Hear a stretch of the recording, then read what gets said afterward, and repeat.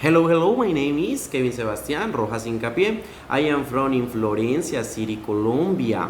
My email is sebastianroy2001 at gmail.com. I am Normalista Superior and a student of Bachelor in English. I am 19 years old and my hobbies are dancing, play soccer, and write.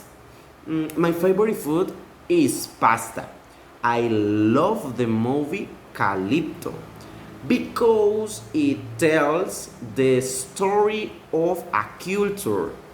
My favorite book is Veronica Decides to Die by Paulo Coelho because made me reflect on the value of life.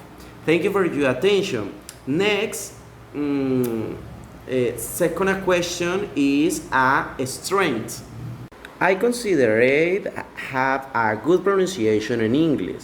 I receive no vocabulary.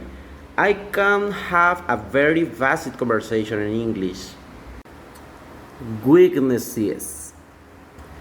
Sometimes I am not that dedicated. I find it difficult to learn some words. Sometimes I am very lazy. Activities I do to improve my English. I listen to music in English. I do fun activities such as game to learn English. And I do short sentences in English. Thank you for your attention. Bye bye.